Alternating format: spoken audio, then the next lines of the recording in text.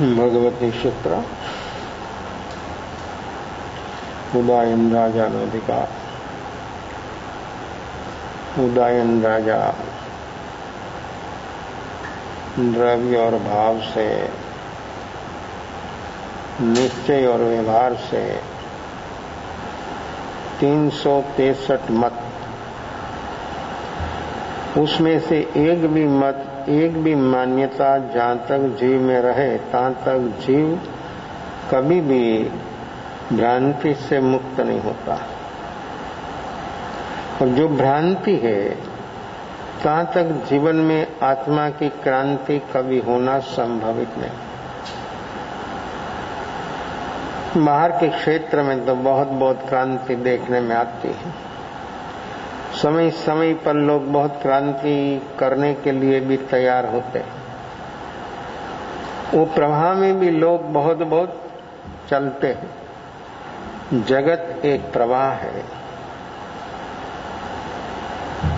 काल भी एक प्रवाह है, जीवन भी एक प्रवाह है, समस्त विश्व एक प्रवाह है, जा रहा है। नदी में जब बाढ़ आती है तो ये प्रवाह इतना फोर्स से चलता है, व्यक्ति अनुस्रोत हो कि प्रतिस्रोत हो। अनुस्रोत साथ में चलना, जो दिशा में हवा चलती है वही दिशा की ओर चलना अनुस्रोत। प्रतिस्रोत सामने चलना, प्रवाह की सामने चलना। उद्दो तो होता, साक्षी नहीं होता। किनारे खड़ा रहकर देखना वो नहीं होता। अपनी वर्तमान ये जीवन अवस्था जो व्यवस्था है वो भी एक प्रवाह है। उस प्रवाह को हमको देखना है। हम हमारा जीवन का प्रवाह हम देख पाए, जा रहा है, बह रहा है। आप नहीं रुक सकते, आपकी कोई रुकने की क्षमता नहीं है। ऊपर उठने की क्षमता है, ऊपर उठ सकता। और जो ऊपर उठ गया तो इस साक्षी भाव जागरण साक्षी भाव की जो साधना है, ऐसी अद्भुत अपूर्व साधना है कि व्यक्ति जो वो साधना समझकर जीवन में प्रैक्टिकल देखने का अभ्यास सतत देखे। मेरे मन में क्या चल रहा है, क्यों, कैसे, ऐसा नहीं होना, लेकिन ऐसा ही होता है। क्यों ऐसा विचार आया? ऐसा विचार नहीं आना चाहिए। तो विचारों को बंद करने के लिए आप विचार और प्रोत्साहित करते, दूसरा विचार करते, उसी से विचार कभी रुकने वाला नहीं, कभी नहीं रुकेगा। आप भी विचार ये प्रवाह में अनुस्रोत हो गए हो। कहाँ कोई प्रतिस्रोत होता, साक्षी कौन होता है? ये जीवन प्रवाह का साक्षी। किनारे जो खड़ा रहकर जो देखता है वो साक्षी हो सकता। 99% लोग अनुस्रोत, 1% प्रतिस्रोत, साक्षी 1 पॉइंट।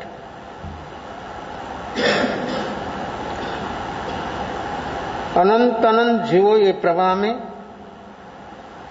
जा रहा है। काल का प्रवाह कितनी स्पीड से जा रहा है। मन की स्पीड से भी काल की स्पीड जाती है।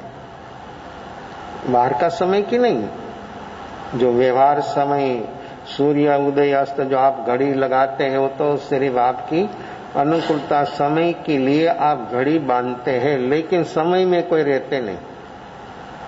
व्यवहार समय में भी कोई नहीं रहते तो निश्चय समय में कैसे आएगा, कैसे होगा? हाँ, जरा ऐसा हो गया, लेट हो गया कि किसी के साथ बात करने को खड़ा रह गया। अपना मन की अवस्था कैसी चल रही है, तो ये मन का भी प्रवाह, काल का भी प्रवाह, उदय का भी प्रवाह, सब प्रवाह चल रहा है अविरत, कंटिन्यूस। एक क्षण के लिए जो जो प्रवाह चल रहा है वो प्रवाह कोई बंद नहीं कर सकता है, व्यक्ति अनुस्रोत हो जाता है साथ में।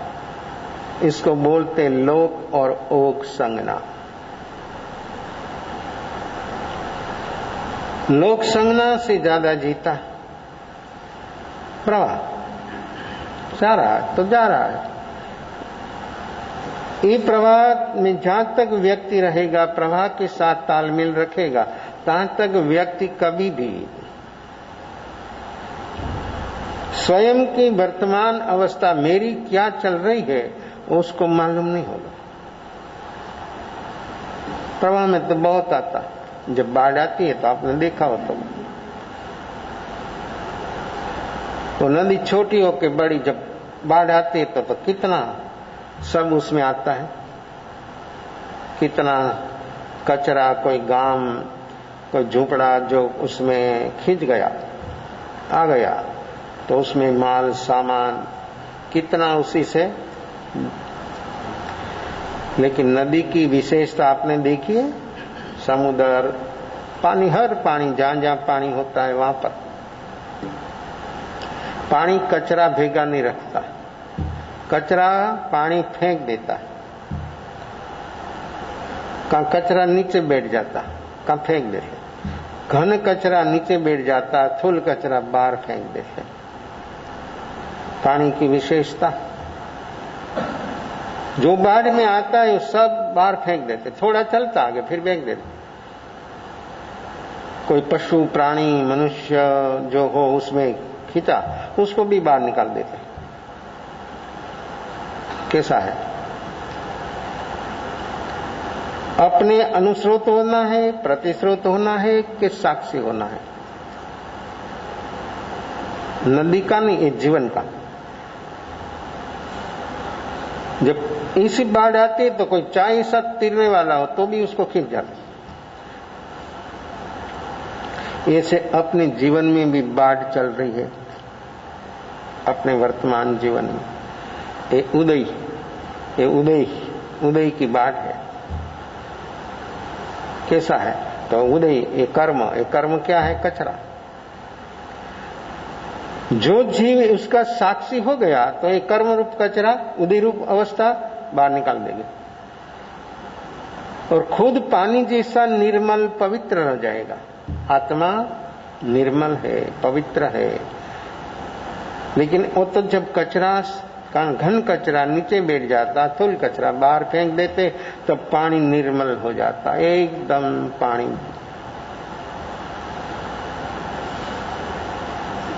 पानी का स्वभाव है निर्मल होना, शांत होना, ठंडक होना, उसकी विशेषता। पानी कितना सरल तरल है, सभी को समा लेता और फिर नहीं जरूरत तो फेंक भी देता। देखो कैसा है, समा भी सकता है, फेंक भी सकता है। ये पानी की तरल सरलता, उसी से भी ज्यादा सरलता और तरलता व्यक्ति की है। 0 डिग्री पर पानी आइस हो जाता, 100 डिग्री पर भाप हो जाता, बाकी पानी चलता बहता। अपना उपयोग, वर्तमान अपना जो उपयोग है वो कितना सरल है, कितना तरल है, सभी को समा लेता है, सभी पच जाता है। जब पूर्ण उपयोग प्रकट होता है तब नदी के समुद्र तो लिमिटेड है। विश्व में कितना पानी है और जमीन कितनी है, इतना पानी होने पर भी ये पानी से भी ज्यादा हर व्यक्ति के पास भीतर में ज्ञान पड़ा है। कितना है, कितना ज्ञान अपने पास। विश्व का जो पानी है सब उसी से ज्यादा। तब देखो पानी को इतना क्षेत्र चाहिए, ज्ञान को पानी इतना पानी, उसको लिए कितना क्षेत्र चाहिए। तो ज्ञान को कितना क्षेत्र, एक पॉइंट पर। एक ज्ञान जो है आत्मज्ञान एक पॉइंट पर है और समस्त विश्व को हस्ता मलकवत जानते और देखते। समस्त विश्व भूत भावी और वर्तमान एक क्षण में। कैसा ज्ञान, कितना ज्ञान, ऐसा ज्ञान हमारी पास है और ये ज्ञान का हम मालिक है, उसी से समृद्ध होता। ये जब अज्ञान ये दुख का कारण है तो ज्ञान ये सुख का कारण है। साधनों की कोई जरूरत नहीं है। जब ऐसा पूर्ण ज्ञान प्रकट होता है तब व्यक्ति सबसे मुखरित हो जाता है, समस्त विश्व उसके ज्ञान में। तो ज्ञान में सब ज्ञात जीवों का गुण जो है वो भी जानते हैं, जीवों का दुर्गुण है वो भी जानते हैं, लेकिन वो सब पच जाते हैं। देखो कैसा है, जीवों को गुण, दूसरों का गुण भी नहीं पचता है तो दुर्गुण पचे, बहुत कठिन है ये पचाना। ये ज्ञान के बिना शक्य नहीं है। ये व्यक्ति को सब जीवो, एक दो नहीं, अनंत अनंत जीवो, उसमें नेगेटिव अपना ही देखो ना। वर्तमान अपने वर्तमान जीवन में विचार जो चलता है वो विचार नेगेटिव विचार कितना, अशुभ विचार, नेगेटिव मीनिंग अशुभ विचार कितना, जरूर बिना का जो है सब फिजूल का, और फिजूल का 99% भूत का। तो भूतकाल का विचार जो अपने भीतर चलता है वो अपने को जरूरत है तो फिर क्यों चलता है। देखो तो एक ज्ञानी खुद व्यक्ति नहीं जानता है, व्यक्ति को मालूम नहीं है कि मेरे भीतर विचार चलता है। और देखने का अभ्यास करते तो एक क्षण देखता, दूसरी क्षण कहां नदारत भाग जाता, कोई पकड़ने जाए तो नहीं पकड़ में आता, ऐसा भाग जाता। तो ये विचार, इतना अशुभ विचार खुद व्यक्ति नहीं जानता है तो ज्ञानी उसका भीतर में रहा हुआ सब दुर्गुण भी जानते हैं। विचार तो बहुत स्थूल है, ज्यादा एकदम स्थूल, जैसे अपने दृष्टि से वस्तु व्यक्ति देखते ऐसे ही विचार कॉन्शियस मन में जो चलता हुआ विचार इतना स्थूल है तो फिर हम देख नहीं पाते। तो ये अशुभ, तो ये दोष रूप अवस्था सब ज्ञानी ज्ञान में जानते। जो मैं बोलता हूं, लेकिन आप क्या मार्क करे नहीं करे तो आपकी इच्छा की बात, आपकी दिमाग क्या काम करता है, आपका मन कहां भागता हो। बैठे हैं सुनने में, मन हो घर पर क्या सुनेगा, मन में कुछ दूसरा चलता है भूत का, तो बैठे हैं आप सुनेंगे नहीं। मन जब कान के साथ जुड़ता, हृदय जुड़ता है तब वो सुना जाता। वो सुनना, फिर समझना, फिर उसके पर चिंतन मनन निधिध्यासन करना, और कितना आपको प्रोसेस लंबी लंबी लगती है। आप बोलो को जल्दी अभी हो सकता है, अभी और यहां एक क्षण पर हो सकता है। ये प्रोसेस में नहीं जाना हो तो ईगो छोड़ दो, ईगो छोड़ दो, ऊपर उठ जाओ। आपको ईगो का वजन लगता हो तो आप छोड़ेंगे ना। आपको ईगो का वजन लगता है, महसूस होता है, एक घन कचरा है ईगो, बहुत घन है, इतना वजनी है कि जिसकी कोई सीमा नहीं। आत्मा तो कैसा है, वो आत्मा को पकड़ कर रख दिया है ईगो ने। ईगो की चट्टान इतनी मजबूत और इतनी वजनी है कि जिसकी कोई सीमा नहीं है। बाहर से कोई अस्त्र शस्त्र, कोई सुरंग ईगो की चट्टान को नहीं तोड़ सकता, कभी नहीं तोड़ेगा, कोई नहीं तोड़ सकता। ये भीतर में रही हुई ईगो की अवस्था, उसको उससे से ऊपर उठना हो तो अपने पास है साधन, जागरण, साक्षीभाव। ये माध्यम से व्यक्ति सचमुच आगे चलेगा और ईगो से ऊपर उठ सकता है। तो ईगो वजनी है, इसलिए ये चतुर्गति रूप संसार में ये जन्म मरण की परंपरा चलती है, वजनी हो गया। आत्मा तो नहीं है, हलवा नहीं है भारी, अगरु लघु उसका गुण है आत्मा का। हवा उड़ा नहीं सकती, पानी भिगा नहीं सकता, शस्त्र कोई काट नहीं सकता आत्मा को, शरीर को सब कुछ होता। तो हम तो शरीर हो आत्मा, हम यानी शरीर, शरीर यानी आत्मा, आत्मा में शरीरों में बस अपना व्यवहार तो वर्तमान में ऐसा चलता है नाम रूप से। लेकिन ये प्रवाह जो अनंत काल से अपना चल रहा है, उसी से जो व्यक्ति अनुस्रोत के प्रतिस्रोत साक्षी बन जावे, तो अनुस्रोत होगा तो साथ में साथ लोक संज्ञा, लोक संज्ञा से जिएगा। क्या उपलब्धि, क्या उपलब्धि। अभी भी देखो ना, इतना जीवन पसार हो गया, क्या उपलब्धि हुई। अपने को क्या पाया, एक भी दुख का कारण हम मिटा पाए तो फिर क्या काम किया। जिया, बराबर जिया, जिया तो कुछ मिलना चाहिए ना, काम किया तो कुछ परिणाम होना चाहिए ना। तो अपने परिणाम क्या आया। बाहर के स्थूल जगत में जहां पर आप हो, वहां पर भी आपको कुछ प्रवृत्ति हो और आपको जो मिलता हो तो आप प्रकृति रख सकते, प्रवृत्ति नहीं तो प्रवृत्ति किसी की सलाह लेते छोड़ देते। कहा 1 साल 2 साल एक काम किया लेकिन हमको कुछ मिला नहीं, तो फिर वो एक कार्य, एक काम आप रखेंगे तो क्यों। तो ये जीवन जी रहे और उसी से हमको वर्तमान में इतना अपना वर्षों पास हो गया। उपलब्धि क्या। आध्यात्मिक क्षेत्र में भजन बोला ना, अनमोल मनुष्य जीवन माटी में मत रोल। ये मिट्टी है, ये मिट्टी में मिट्टी हो जाएगा, एक रूप हो जाएगा और एक रूप हो गया है। इसलिए खुद को खुद की कोई खबर नहीं है। वो खबर करना हो तो व्यक्ति को जागना है।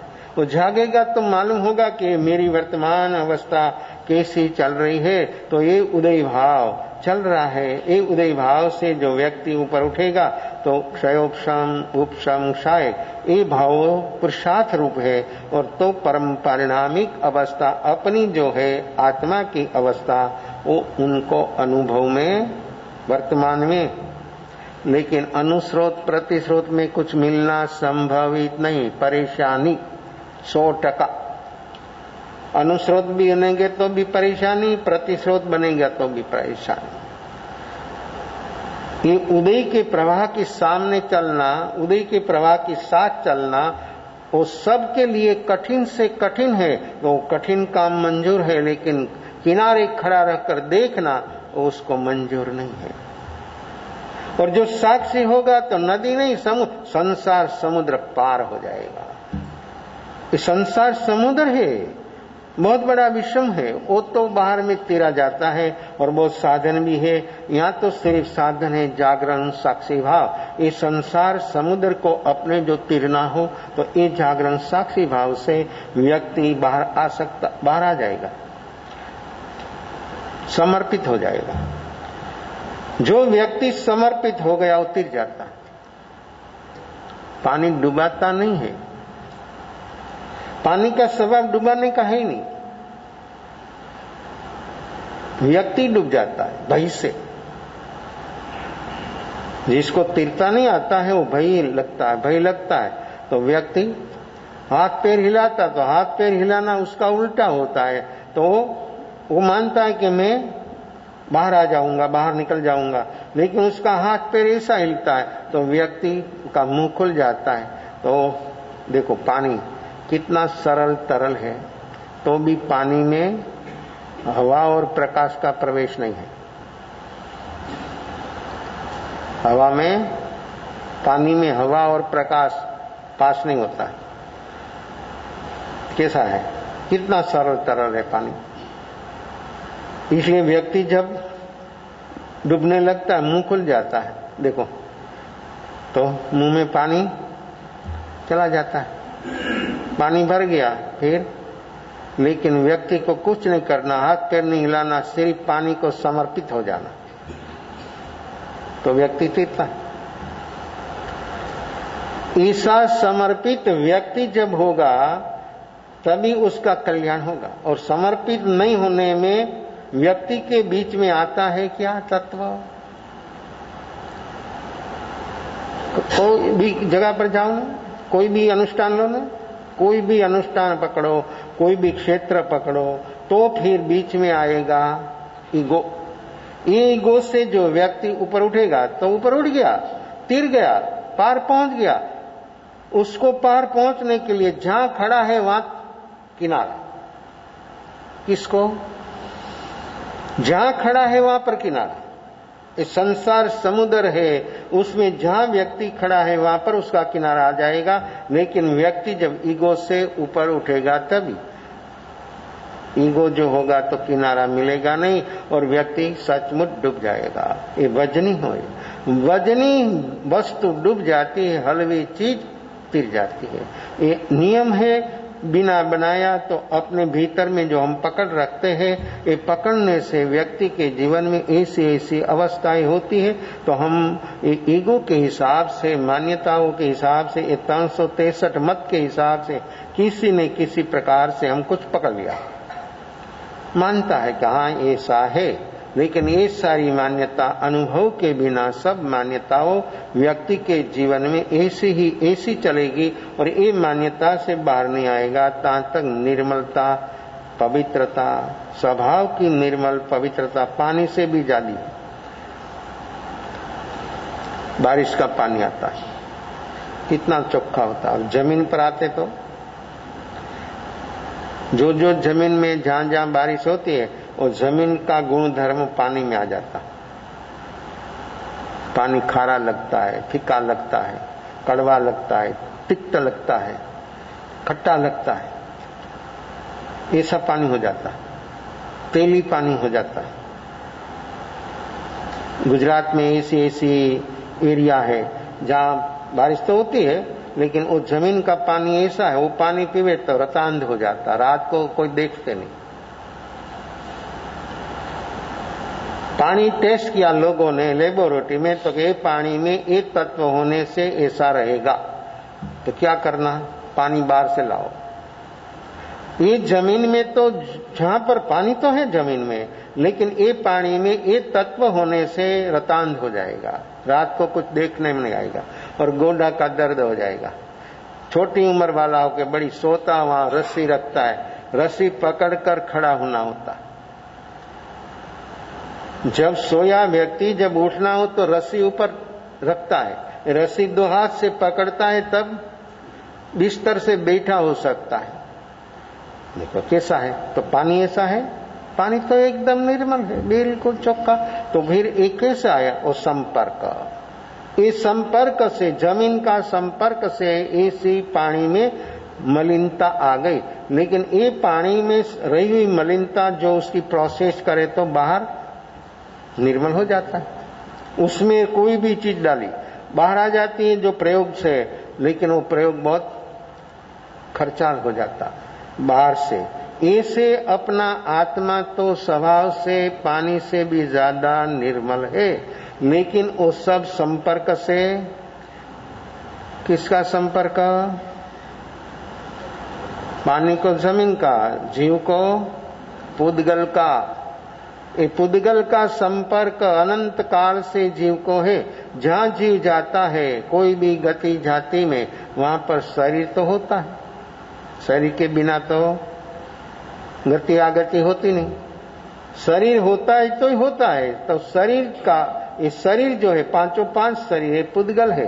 तो पुद्गल के साथ एक रूप होने से भ्रांति हो गई कि शरीर हो, बस।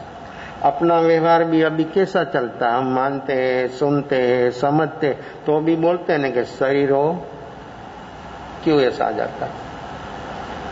सुनते हैं ना आप लोग, पढ़ते, मानते, तो भी शरीरों में अकस्मात कभी ऐसा हो जाता कि शरीरों में नहीं, कभी अकस्मात कोई क्षण, एक क्षण के लिए, नहीं तो हरदम ऐसा चलता है अपना मन और बुद्धि में के शरीरों में। ये जहां तक अवस्था अपनी भाव की चलेगी रहेगी तहां तक मलिनता, ये मलिनता से अपने को ये प्रोसेस है जागरण साक्षी भाव, उसी से वो व्यक्ति बाहर आ जाएगा। ये मलिनता सारी जो है वो मिश्रित हुई है, आत्मा में नहीं है। आत्मा तो बहुत से बहुत निर्मल और पवित्र है। ये निर्मलता और पवित्रता अनुभव में लाना हो तो व्यक्ति वर्तमान में जागे, जागे के बिना वो काम होना, इतनी समता धीरज जिसके पास होगी वो देखने का अभ्यास करेगा। उसके बिना ये निर्मल क्षण व्यक्ति को कभी अनुभव हो ऐसी कोई संभावना है नहीं। कारण के तो अनुस्रोत के प्रतिस्रोत, बस साक्षी तो कभी हुआ। कितने क्षण किनारे खड़ा रहो, देखो जा रहा है। ये देखने का अभ्यास जिसके पास होगा वो तिर जाएगा, सचमुच बाहर आ जाएगा। वो बाहर ही खड़ा है लेकिन उसके भीतर में जो चल रहा है राग द्वेष का प्रभाव, उसी से वो बाहर आ जाएगा। मीनिंग फील नहीं होगा तो व्यक्ति सचमुच तिर जाएगा, इस संसार पार हो जाएगा।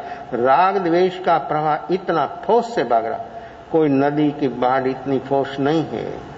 कोई भी पानी हो, सुनामी आया ना, आता है ना, तो भी इतना फोर्स नहीं है, इतना उसी से ज्यादा फोर्स अपनी भीतर में राग द्वेष का है।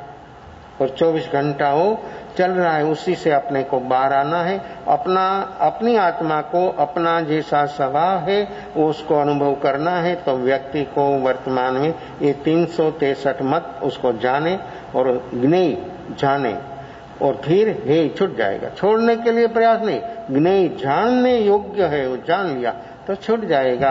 तो ये उदयन राजा 363 मत का ज्ञाता था, इसलिए उसके भीतर से सब भ्रांति खत्म हो गई और इसका भाव कितना अद्भुत अपूर्व हो गया। ऐसी भावना भा रहा है कि भगवान पधारे तो मैं भगवान का शिष्य हो जाऊं। ऐसी अद्भुत अपूर्व उसकी भावना, ये भावना से व्यक्ति ये 363 मत से बाहर आ गया। और व्यक्ति जहां तक एक भी मत में रहेगा तहां तक स्वयं का स्वभाव अनुभव में आना संभवित नहीं है। अंश भी रह गया न तो भी थोड़ा भी है तहां तक गाड़ी रिवर्स में जाएगी।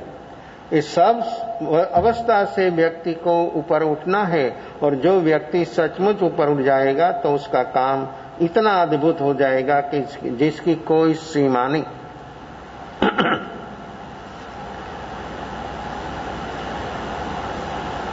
363 एकांत दृष्टि वाળાનું મત ઉદયન રાજા બધા મતનો જાણકાર છે અને એકાંત સ્વરૂપને પણ જાણે છે। 363 मत को जो जानता है अनेकांत को जानता है। स्यादवाद, सप्तभंगी, नई निक्षेप और प्रमाण जो है वो स्यादवाद स्वरूप है। आत्मानु समझण रूप एकत्व स्वरूप सदा असंग, आत्मा हरदम असंग है। आत्मा किसी के संग साथ नहीं, लेकिन वो जागे तब ऐसा होता, जागा नहीं तहां तक संग साथ है राग द्वेष का। परथी निराळू छे, स्वतंत्र सुखનું ધામ છે। દેહમાં રહેલા છતાં, દેહમાં રહેવા છતાં आत्मा स्वाधीन एकलो જ છે। इस शरीर के साथ रहने पर भी आत्मा स्वाधीन स्वतंत्र है। कोई अन्य द्रव्यना कारणे पोतानी हयाती नहीं, दूसरा द्रव्यों की हयाती होने से खुद है ऐसा नहीं। आत्मा नहीं, 6 द्रव्य खुद के स्वभाव से स्वतंत्र है। 6 द्रव्य उनके स्वभाव से स्वतंत्र है। तो आत्मा चेतन वो परतंत्र कैसे हो गया? खुद को खुद की खबर नहीं होने से परतंत्र है, परंतु स्वयं सिद्ध वस्तु है। आ स्यादवाद दृष्टि है। आत्मा परथी सिद्ध नहीं, स्वथी सिद्ध है। आत्मा परथी सिद्ध नहीं, स्वयं सिद्ध, उसका स्वभाव है। કાળથી સિદ્ધ નથી। એકત્વ સ્વરૂપનું એટલે કે એકત્વપણાનું એટલે સમજણ સ્વરૂપનું તત્વ જ્યાં સુધી ખ્યાલમાં ન આવે ત્યાં સુધી હું સુખી છું, શાંતિમાં છું એમ માનવું તે અજ્ઞાન છે, તે ભ્રાંતિ છે। जहां तक मेरी आत्मा स्वाधीन स्वतंत्र है, ऐसा जहां तक व्यक्ति के भीतर में वर्तमान में बात नहीं आएगी, तहां तक व्यक्ति ऐसे मानेगा कि मैं पर से सुखी हूं। पूर्वे अनंतकाळના પરિભ્રમણથી એટલે સ્વભાવથી હું એકરૂપ છું એવી ઊંધી માન્યતામાં ઊભો રહીને જે કંઈ ક્રિયાકાંડ કરશે અને કરે છે તે એકાંતવાદી અને મિથ્યાત્વી છે। आत्मा को अनुभव होने के बिना उसका अनुभव करने के सिवाय जो कुछ करेगा 363 में एक मत में होगा, निश्चित है। ज्ञानी पण विनय सहित भक्ति करे छे, अज्ञानी पण विनय सहित भक्ति करे छे। ए बंनेनी क्रिया एक होवा छतां बंनेनी उभा रहेवानी भूमिका जुदी छे। विनय भक्ति वंदन अने स्तुति में माननारा जो एकांत में खेंची जाए अने साचो विवेक नहीं समझाय तो एकली भक्ति स्तुति रहे छे, पण ज्ञाननो विवेक अने विनय भूली जवाय छे। भक्ति होगा, विनय और विवेक भूल जाएगा। एकांत में कोई भी व्यक्ति गया तो सब भूल जाएगा। ज्ञाननो विनय विवेक भूलीने जे भक्ति में छे ते एकांत क्रियावादी छे, मिथ्यात्वी छे। वળી કોઈ એકાંતમાં જ્ઞાનમાં રહીને વિનય ભક્તિ વંદન સ્તુતિની ક્રિયાને ઉડાડે છે અને એકાંત જ્ઞાનમાં પડ્યા છે તે એકાંત જ્ઞાન જ પક્ષને ખેંચે છે, તે પણ વાસ્તવિક જ્ઞાનને પામેલા નથી। एकांत ज्ञान, एकांत भक्ति, एकांत कोई भी हो तो ए भ्रांति है, ते एकांत दृष्टि छे। हवे ज्ञान अने एकांत स्वरूप धर्म केवो छे, કેટલો છે, ક્યાં છે તેનું સ્યાદબાદ સ્વરૂપ સમજાવતા આત્માનું નિત્ય મંગલ કરે છે। આત્મા નિત્ય મંગલ હે, ધમ્મો મંગલ મુકીઠમ, ધર્મ उत्कृष्ट मंगल है।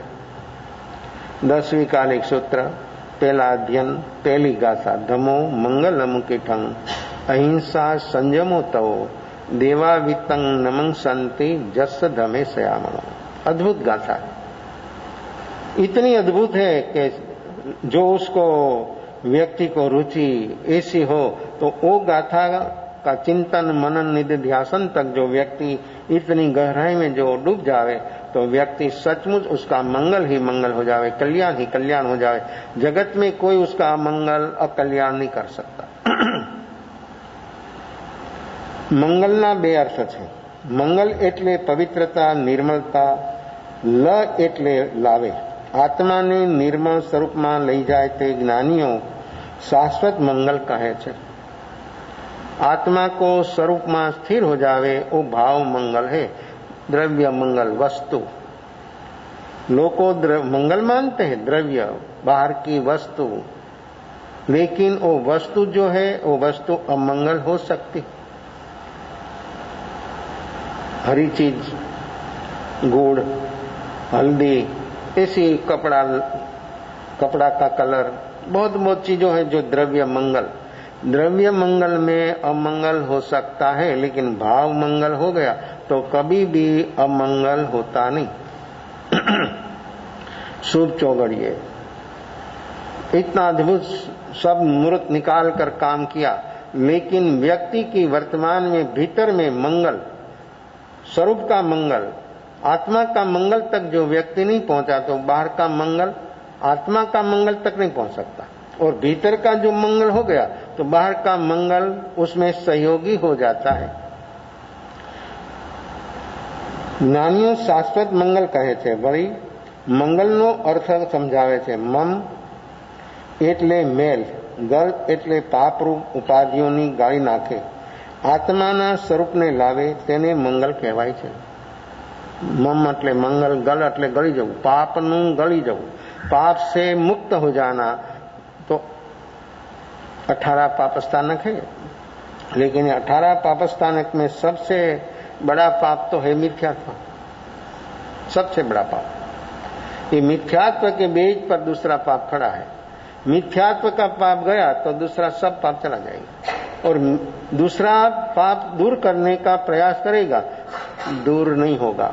जहां तक मिथ्यात्व है तहां तक सब पाप, नहीं करे पाप तो भी पाप है। बाहर से द्रव्य हिंसा से रुक गया, लेकिन भाव हिंसा तो 24 घंटा चालू है। क्यों? मिथ्यात्व होने से। द्रव्य हिंसा ये पाप और द्रव्य अहिंसा पुण्य और भाव अहिंसा और धर्म मुक्ति। वो आत्मा निर्मल और पवित्र। द्रव्य हिंसा नहीं होगी, लेकिन भाव हिंसा से जो व्यक्ति मुक्त नहीं हुआ तो बाहर नहीं आएगा। तो भ्रांति मिथ्यात्व जहां तक है, सतत भाव प्राण की हिंसा चल रही है, सतत 24 घंटा। तो हम बचा सकते हैं भाव प्राण, और भाव दया होती है तो द्रव्य दया हो ही जाती है, और द्रव्य दया हो तो भाव दया हो या न हो। और द्रव्य दया से पुण्य होगा, मुक्ति नहीं होगी। मुक्त होना हो तो हमको मुक्त होना है मल से। तो ये द्रव्य मल तो बाहर का और भाव मल भीतर का। ये राग द्वेष भी मल है और मिथ्यात्व भी महामल है। उसी से जहां तक व्यक्ति ऊपर नहीं उठ पाएगा, तहां तक निर्मल पवित्र होना और दूसरा पाप छूटना संभवित नहीं है। सब पाप छूट जाता है, एक भ्रांति गई तो, मिथ्यात्व गया तो भीतर में सब पापों का रस छूट गया। मिथ्यात्व जाने से सब प्रकार का पाप की जड़ों चली गई। सब पाप की जड़ों है मिथ्यात्व में, और वो उसी से ही फैलता है, खिलता है, उसका संवर्धन होता है। मिथ्यात्व गया तो सब निराधार हो जाता है, निराशित हो जाता है। सब जीव सब पाप मिथ्यात्व के बेज पर वो खेलता है। मिथ्यात्व जाने से उसको स्टेज नहीं रहा तो व्यक्ति क्या काम करेगा। तो एक मिथ्यात्व का पाप जहां तक जीव में है, तहां तक सब पाप मौजूद है।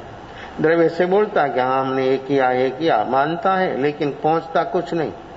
मानता है, मानना तो बहुत आसान है, जानना कठिन है। खुद को जानना वो कठिन है। वो खुद को खुद जान लिया तो सब पापों से मुक्त हो गया। बोला ना अभी जो भजन बोला, जो जीव को जहां तक नहीं जाना, पहली गाथा में, पहला ही कड़ी में, नौ पूर्व का ज्ञाता है, लेकिन जीव को नहीं जाना तो सब अज्ञात। क्या जिनवर कहे छे ज्ञान तेने सर्व भव्यो सांभ। जहां तक जीव ने ये नौ पूर्व नुन्य अध्ययन किया, 32 शास्त्र नहीं, नौ पूर्व नुन्य, तो फिर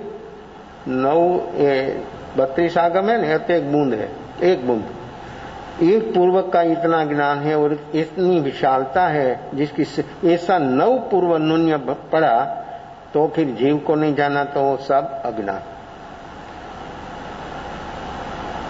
ज्ञान भीतर में है और भीतर से ज्ञान बाहर लाना हो तो ये मिथ्यात्व की जो बड़ी से बड़ी परत है, वो चट्टान है, उसी से व्यक्ति को बाहर आना पड़ेगा। वो जहां तक नहीं खुलेगा तहां तक सम्यक ज्ञान होना संभवित नहीं है। तो ये मिथ्यात्व रूपी पाप से अपने को बाहर आना है।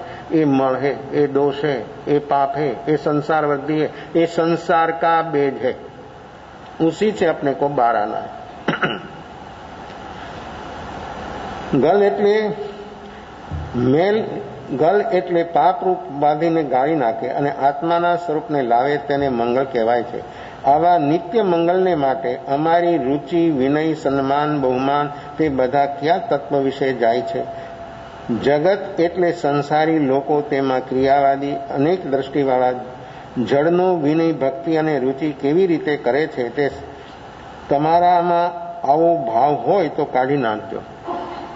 व्यक्ति बाहर से बहुत बहुत प्रकार से ऐसी अवस्था में जीव जीता है, लेकिन जहां तक भीतर में स्वयं को नहीं जानेगा तहां तक ये राग द्वेष का भाव से ऊपर उठना वो संभवित नहीं है।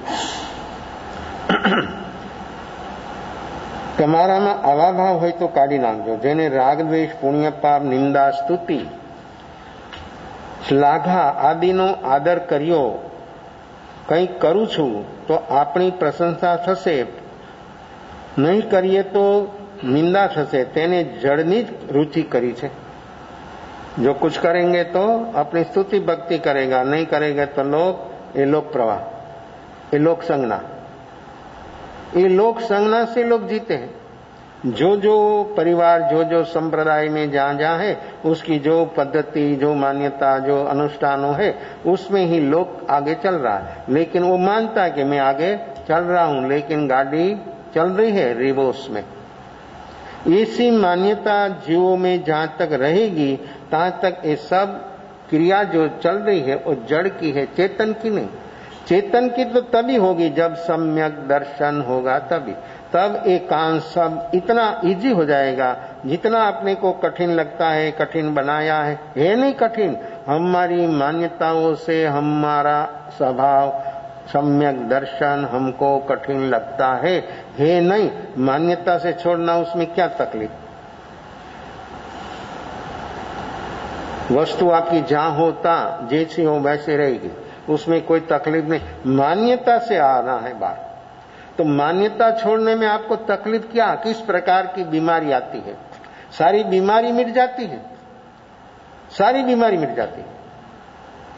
ये चीज जो व्यक्ति को भीतर से छूट गया तो सारी बीमारी, ये जन्म जरा मरण की बीमारी, महारोग खत्म, महादुख, ये बीमारी है। वो बीमारी अपने को बेहोश है ना व्यक्ति। देखो, जन्म होता है बेहोशी में, जीता है बेहोशी में, और चल बसता है बेहोशी में। तो होश पूर्वक तो जिया नहीं, तो उसको जन्म, बुढ़ापा और मरण, ये दुख है, वो कैसे महसूस होगा, ये कैसे मालूम होगा? सुनता है, मानता है, लेकिन देखा नहीं। महसूस तो तभी होगा व्यक्ति को कि जब वो व्यक्ति वो अवस्था में जागे। तो जन्म समय पर नहीं जागा तो अभी कोई मना करता है? तो अभी क्यों नहीं जागता? जन्म की अवस्था ऐसी थी, नहीं जागा, कोई तकलीफ नहीं। और अभी जागना हो तो उम्र हो गई ना, अभी तो उम्र हो गई, जाग गए तो जाग सकता नहीं, कोई मनाही करता है? हाँ, कोई ऐसा अशुभ काम करना हो तो कोई मनाही करता है, तो भी व्यक्ति की रुचि हो तो करता है। सारा परिवार जिसको मनाही कर दे तो भी कर देता है, छलांग लगा देता है, वहां कोई सी की परवाह नहीं करता है। जगत की, परिवार की, समाज की, कोई एक छलांग लग जाता और सब छोड़ देता है, भाग जाता है। क्यों? देखो रुचि, ये रुचि, ऐसी रुचि व्यक्ति को जब स्वभाव की आई, वो सब मान्यता छूट जाएगी। जहां होगा वहां उसको कोई नहीं रोक सकता। रुका है अपनी बेहोशी से, होश प्रकट होगा तो व्यक्ति सारी मान्यताओं से एक क्षण में बाहर आ जाएगा, उसमें समय भी नहीं लगेगा। लेकिन ये मान्यता छोड़ने के लिए बाहर से कुछ करना नहीं है, भीतर में जागना है। जागेगा तो सब छूट जाएगा। लोग क्या बोलेगा परवाह करता है? क्यों? तो तुम क्यों परवाह करते? तुम्हारा आत्मा को दुखी बनाने के लिए। ये करेगा, ये करेगा, ये होगा, ये होगा, ये मना कर, कोई मना नहीं करता। आपकी रुचि नहीं है, आपके भीतर जागरण नहीं है, और जागरण रुचि नहीं हो तो आपका काम होना ये आपको इसलिए कठिन लगता है। और कठिन है नहीं, कठिन बनाया है हमारी मान्यताओं से। જળની રુચિ કરી છે અને ચૈતન્ય જ્ઞાતા જ્ઞાનનો વિવેક ચૂકીને ચૈતન્ય જ્ઞાતાનો અવિવેક કર્યો છે। जड़नी रुचि जड़ जैसा हो गया। चैतन्य भगवान आत्मा की रुचि कभी हुई नहीं, और उसकी रुचि नहीं है तो उसका विनय और विवेक कहां से आएगा? आत्मा का विनय विवेक, पंच परमेश्वरी का विनय भक्ति जो करते हैं उसको कुछ लाभ नहीं है।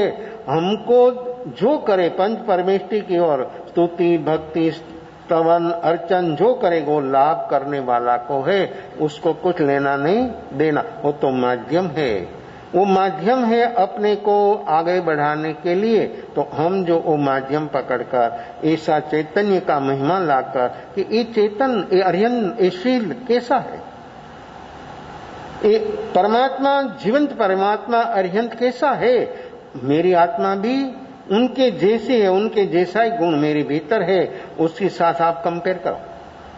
व्यक्ति कंपेयर करता है, हर व्यक्ति उसी से नीचे व्यक्ति को साथ, हर व्यक्ति हर क्षेत्र में कंपेयर करती, उससे नीची व्यक्ति के साथ कंपेयर करते, तो उसको ऐसा लगता है कि मैं उसी से श्रेष्ठ हूं। हाँ, आपको कंपेयर करना है, परमात्मा के सामने करो। किया कभी? जाते ने आंख भी जोड़ते, अर्चन पूजन, कभी कंपेयर किया परमात्मा के सामने कि ये अर्यंत परमात्मा, ये जिन बिम, वो परमात्मा अर्यंत कैसा और मैं कैसा? मेरी अवस्था वर्तमान कैसे? कामों करना है, लेकिन आप हर व्यक्ति कंपेयर करती है, लेकिन उसी से नीचे व्यक्ति के सामने तो ऐसा लगता कि मैं उसी सभी से श्रेष्ठ हूं। परमात्मा के सामने आप खड़ा रहकर बोले ऐसा मन में कि परमात्मा और मेरे बीच में अंतर है, वो किसका, कैसे? वो परमात्मा ने, हम जीवात्मा ने, तो अंतर क्यों, कितना, किस लिए, किसने खड़ा किया अंतर? आप भी बोलते हैं कि आत्मा परमात्मा है, तो फिर ये परमात्मा में जीवात्मा, तो दोनों के बीच में अंतर क्या और किसने खड़ा किया? कोई क्षेत्र ने, कोई काल ने, कोई व्यक्ति ने, कोई निमित्त ने खड़ा किया है? किसने खड़ा किया है? ये भ्रांति, ये मिथ्यात्व, ये मिथ्यात्व ने अंतर अलगपना बता दिया, और व्यक्ति के भीतर से जो मिथ्यात्व चला गया तो व्यक्ति को वो एक क्षण ऐसा महसूस होगा, मैं भी अरिहंत हूं, मैं कोई सामान्य थोड़ा हूं। एक जीव जो यहां पर अभी सम्यक दर्शन बोधि प्राप्त हो गया तो अनंत सिद्ध परमात्मा उसका स्वागत करते। आप लोग तो क्या करते, आप तो सब, क्या बोलूं, क्या शब्द, इतनी विशेषताओं सब प्रकार की होने पर भी व्यक्ति कैसा चलता है, कैसे जीता है, इतनी जबरदस्त विशेषता वो अपने भीतर भरी है, लेकिन वो विशेषता को अनुभव करने के लिए ऐसी क्षुद्र बातों में व्यक्ति कहां रुक जाता है। इसलिए परमात्मा की स्तुति भी तभी होती है जब अपने परमात्मा के सामने, परमात्मा को, अपने को चंदन पुष्प धूप दीप से प्रसन्न परमात्मा नहीं होगा। परमात्मा की मेहरबानी, परमात्मा का आशीर्वाद, परमात्मा का सहयोग जो व्यक्ति चाहता हो, और परमात्मा का चारे हाथ आपका बिना बोले आपके पर आ जाएगा, आपके भीतर से ईगो छूट जाए। कोई क्षण पर आपको ऐसा महसूस होगा कि परमात्मा मेरी पर बरस रहा है, अनराधार परमात्मा अनराधार मेरी पर बरस रहा है, शरीर में पात्र हो गया है झेलने के लिए, तो उसका पात्र भर जाएगा। पात्र होगा तो भर जाएगा, और पात्र नहीं होगा तो पात्र तो है, उल्टा है। नल खोल दिया, पानी भागता है फौज से, घड़ा उल्टा है, क्या होगा? 24 घंटा टांकी खाली हो जाएगी, घड़ा नहीं भरेगा। घड़ा सुलटा किया, नल चालू किया, लेकिन घड़ा के नीचे छेद, तो क्या होगा? पात्र है, छेद भी नहीं है, सवड़ा भी है, लेकिन ऊपर ढंकन हो तो, घड़ा पर ढंकन हो तो क्या होगा? आएगा पानी। देखो कितना भेद होता है, एक वस्तु में कितना भेद प्रभेद होता है। घड़ा है, खुला है, छेद नहीं है, योग्य है। घड़ा तो है, कच्चा नहीं पक्का। कच्चा घड़ा भी रख दिया तो पानी आते ही फसल जाते, खल्लास। कच्चा घड़ा नहीं, पक्का घड़ा। तो ये पक्का घड़ा है, सुलटा है, छेद नहीं है, ढंकन नहीं है, और बारिश आई और नल नीचे रख दिया तो पानी भर जाएगा। पानी भरकर उठाया और थोड़ा कम रिया पानी तो क्या होता है? आवाज आती है। घड़ा पूरा नहीं भरा है तो पानी ले जाने वाली व्यक्ति को आवाज आता है। ये घड़ा का आवाज नहीं है, पूर्ण भरा नहीं है, इसलिए आवाज आती है। अपूर्ण हरदम खटखड़ाट करता है, अपूर्ण हरदम टकरामण करता है। अपूर्ण जहां होता है वहां हरदम भीतर में ऐसी ही अवस्था ही चलती है। पूरा घड़ा कभी आवाज नहीं करेगा। पानी भरा है लेकिन पूरा नहीं है तो आवाज होता है, और व्यक्ति को मजा भी नहीं आती उठाने में, थोड़ा ही अधूरा है। 1-2 गिलास पानी कम तो भी आवाज आती है। अपने भीतर अधूरास कितनी है। ये शरीर रूपी घड़ा, ये शरीर, वो घड़ा छोड़ दो, अभी आओ अपनी नजीक। ये शरीर ये घड़ा है, सुलटा है कि उल्टा है? सुलटा, चलो ने, अपने आगे चलना है, सुलटा। अनराधार बस रहा है, कौन? अनंत सिद्ध। 24 घंटा सुलटा घड़ा है, छेद भी नहीं है, बराबर है, चल रहा है, लेकिन पक्का है। घड़ा पक्का है। घड़ा लेने के लिए जाता तो बाया लोग क्या करते हैं, उल्टा सुल्टा घुमा घुमा कर, फिर एक बाकी काम रहा था ना, मारते हैं टकोरा। किसको? दूसरों को टकोरा तो मारते हर व्यक्ति, लेकिन खुद को। मेरा घड़ा किस प्रकार का है? ये उदारिक शरीर मिट्टी का घड़ा है। ये उदारिक शरीर ही उदार है, उदार यानी प्रधान। एक शरीर प्रधान हो सकता है, एक शरीर साधन हो सकता है किसका? मुक्ति का। लेकिन जिसके भीतर जागरण साक्षी भाव हो तो, और कच्चा घड़ा हो तो पानी भी आएगा, लेकिन पानी भरने पर फसल जाएगा, खत्म हो जाएगा, आपको पानी नहीं मिलेगा, आपको सारी मेहनत व्यर्थ चली जाएगी। ऐसे हमारी वर्तमान अवस्था में हमारा घड़ा इस श्रद्धा से पक्का होता है। घड़ा को तो बहुत बहुत प्रोसेस से आपके घर पर आ गया, सिर पर आ गया, पनियारी के सिर पर घड़ा आ गया ऐसा, लेकिन अपने सिर पर अनंत सिद्ध परमात्मा विराजमान है। उसकी जो हमको बरस रहा है, वो अपने को ये मानव जीवन रूप घड़ा से अपने को जो झिलना हो, तो हम वर्तमान में ऐसी तैयारी कर दे, और ऐसी अपनी जो तैयारी होगी तो सचमुच अपना घड़ा अद्भुत है। ये मनुष्य जीवन से ही मुक्ति है। ये कर्म भूमि का मनुष्य का एक प्लस पॉइंट है कि वो सभी से मुक्त हो सकता है, बाकी कोई प्लस पॉइंट नहीं है, एक ही है। वो सारी अवस्थाओं से ऊपर उठ सकता है। इतनी शक्ति सिर्फ देवों को नहीं, नारक को नहीं, तिर्यंत प्राणी को नहीं, एक सिर्फ मनुष्य को अधिकार है मुक्ति का, दूसरा कोई है अधिकार उसका, लेकिन मनुष्य जन्म से, मनुष्य जन्म के सिवाय तो एक घड़ा इतना अद्भुत मिला है।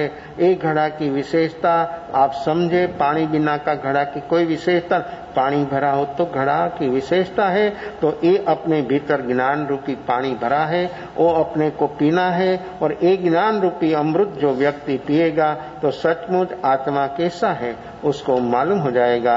ये अपना काम है, ये अपना निजी काम है, अपने से होने वाला है।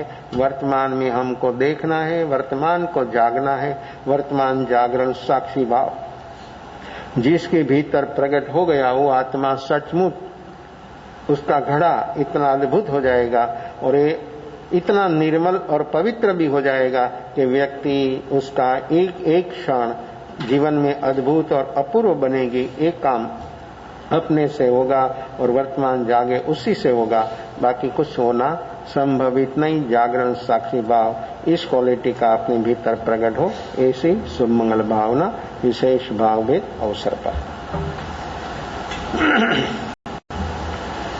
नमो रियंदान, नमो सिद्धाणं, नमो यरियाणं, नमो वज्रायाणं, नमो लोये सबसावणं, येषौ पंचनमकारो सबभाव प्रणाशनो मंगलानं च सवेसिं बड़मं हवै मंगलं, बड़मं हवै मंगलं, जदारि मंगलं, रियंदा मंगलं, बुद्धा मंगलं, सामंगलं, केवली वनंदो धूमलं, जदारि लघुतमा, रियंदा लघुतमा, सिद्धा लघुतमा, साहु लघुतमा, केवली वनंदो धूम लघुतमा, चदारि शरणं भजामि, अरिहंता शरणं भजामि, सिद्धा शरणं भजामि, साहु शरणं भजामि, केवली पनन्दं धमं शरणं भजामि, चारमंगलं यारतं यार श्रृंगरजय नौसागरमामृदय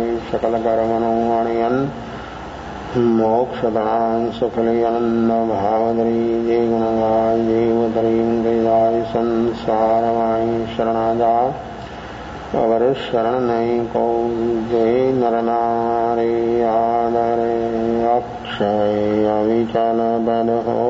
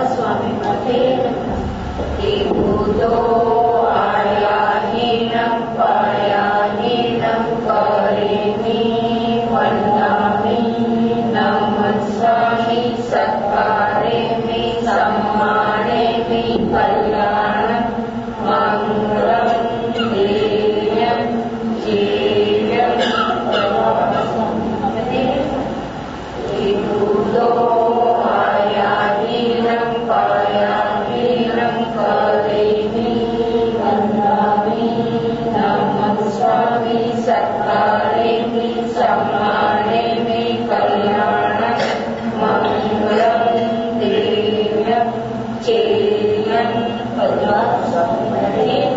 महावीर स्वामी भगवान